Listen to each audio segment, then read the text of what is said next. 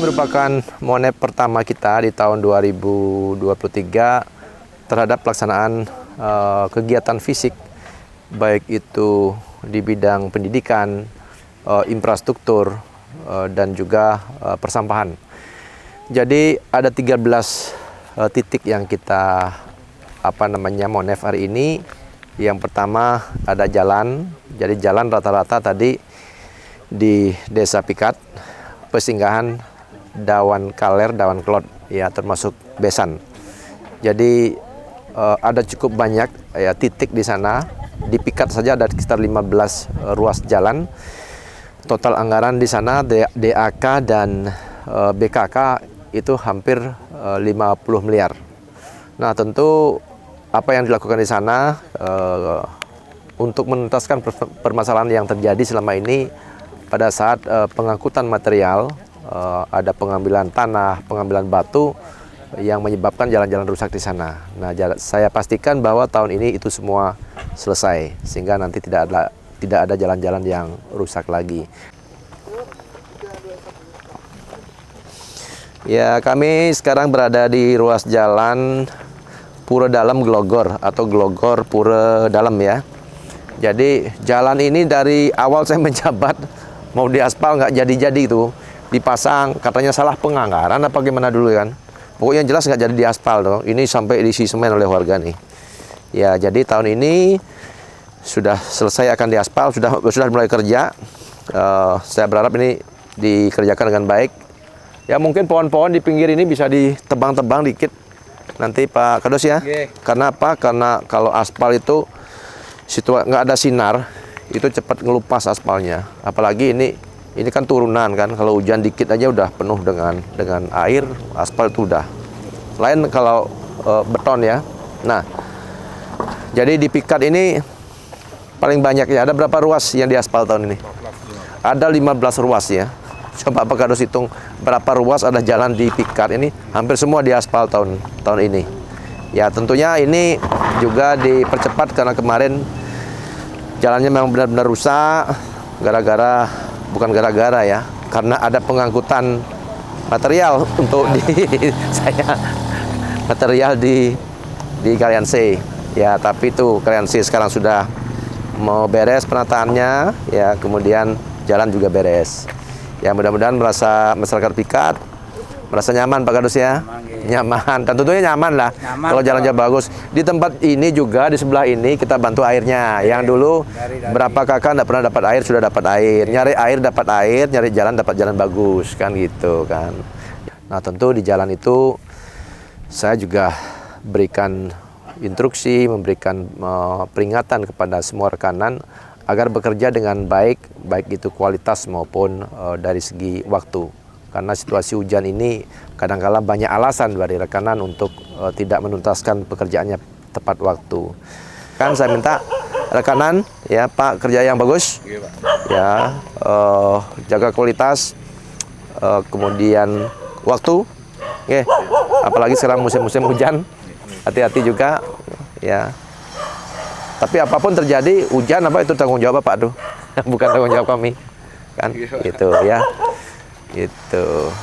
Kemudian di TOS juga, jadi TOS ini merupakan tempat pengolahan sampah atau role model pengolahan sampah ya secara nasional, di mana pembangunan itu dari awal kita membangun sampai sekarang 2 kali tahapan itu semua menggunakan dana DID dari hadiah ya kompetisi yang dilakukan dengan dalam pengolahan sampah.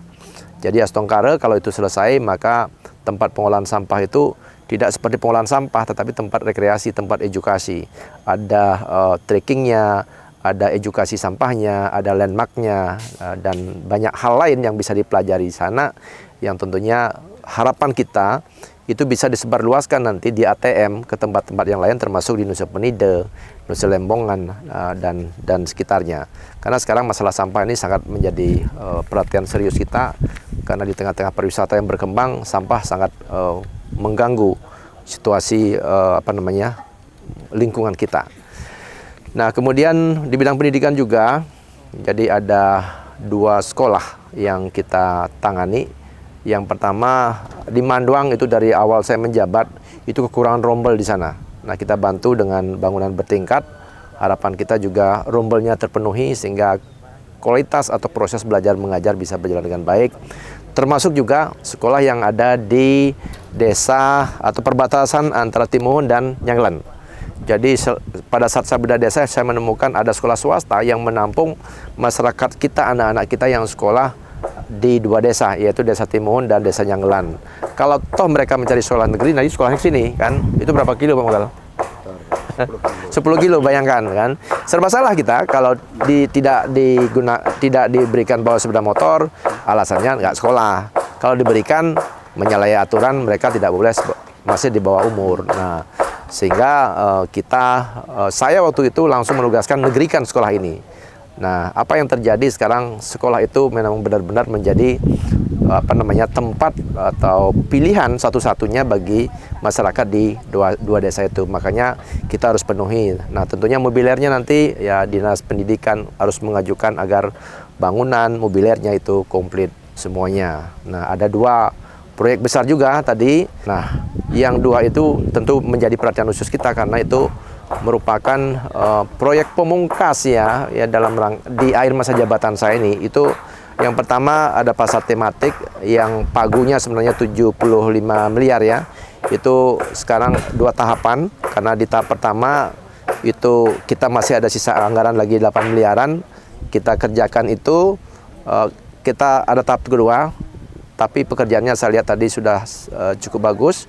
Kemudian dari segi progresnya juga cukup bagus, sehingga kita tentunya mengapresiasi pekerjaan di pasar tematik agar bisa dipertahankan dan bila perlu dipercepat ya. Nah, kemudian khusus di MPP tadi saya memberikan peringatan keras juga, sama dengan di TOS ya. Nah, tentunya di sana ada banyak catatan, tapi saya sudah berikan peringatan keras kepada rekanan ya, agar mereka menambah tenaga, mempercepat pekerjaan ya, karena alat-alatnya sudah ada sesungguhnya, tapi belum terpasang.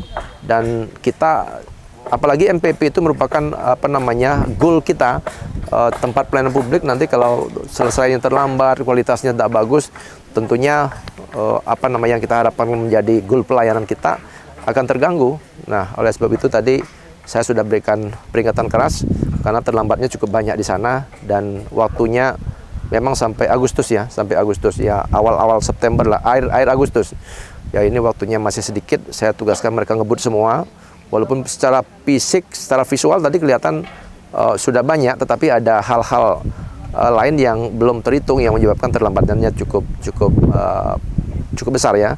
Dan tentunya saya sudah peringatkan juga kepada PPK ya, agar mengawal dengan baik ya, karena dari segi keterlambatan sudah cukup besar. Jangan sampai kita mengambil keputusan untuk memblacklist mereka itu di detik-detik terakhir yang menyebabkan kita harus memerlukan waktu lagi. Ambil tindakan cepat ya apabila itu memang sudah terlambat ya, agar rekanan juga ya berpikir keras untuk lebih ngebut bekerjanya. Jangan sampai mereka menganggap bahwa toh juga kalau terlambat saya blacklist toh dibayar. Jangan sampai seperti itu. Tapi saya sudah memberikan pengertian agar bekerja lebih baik. Astongkare nanti bisa dipenuhi. Kemudian juga di Pasar Galiran, saya dari dulu protes-protes di sana kan, bagaimana aspalnya jelek, trotoarnya jelek, air meluap dan sebagainya. Nah, sekarang sudah melengis ya, jalannya sudah bagus. Kemudian tentunya ini tinggal menjaga sirkulasi juga kan. Mudah-mudahan pedagang semakin nyaman, termasuk pelataran juga sudah diaspal semuanya. Nah, sekarang ini merupakan titik yang terakhir, yang ke-13. Jadi di lapangan PAU. Jadi Pak Berbekal dulu sering protes-protes lah, Pak Camat juga. Jadi saya perintahkan tolong lapangan ini, karena kita belum mempunyai lapangan, satu pun tidak punya lapangan yang standar nasional, apalagi internasional. Maka lapangan ini kita gunakan sebagai lapangan standar nasional, walaupun standarnya nasional tapi minimal. Nah kan, minimal memenuhi standar nasional itu jadinya kan. Nah, jadi ini sedang digarap kan, dan saya tugaskan bagaimana pemeliharaan di dalam sebelum ditanamin rumput, tanahnya biar dirapikan dulu. Kemudian di sana ada podium, ada toilet lengkap. Nah, harapan saya tempat ini bisa menjadi satu-satunya lapangan sepak bola yang memenuhi standar nasional maupun minimal, tapi ini sudah bisa digunakan. Silakan Pak Camat, ini ada 2 PR saya tugaskan. 1, bikin apa namanya Gor. perencanaan gor, kemudian pagar keliling ya, agar sekolah aman. Apalagi ini kan lapangan ini ada di dekat sekolah. Ini sangat bagus sekali. Kita berharap sepak bola kita berkembang. Tidak ada alasan lagi mengatakan bahwa oh tidak ada lapangan. Ini udah siapkan. Ya, termasuk Gor Swecapura juga. Saya bersama KONI sudah berkomunikasi, menugaskan Dinas PU juga untuk membuat pra perencanaan juga. Karena Gor kita belum punya lintasan atletik. Jadi kita akan buat lintasan atletik di sana. Gor kita geser, lapangan sepak bola kalau di sana memenuhi standar nasional, mungkin standar nasional maksimal nanti. Nah, Astungkare dengan itu maka semua mimpi-mimpi daripada anak-anak kita yang mau jadi atlet, harapan kita bisa wujudkan. Ya walaupun tidak serta-merta, walaupun tidak masa jabatan saya, tapi minimal saya sudah meletakkan pondasi-pondasi yang akan diteruskan oleh generasi penerus. Terima kasih.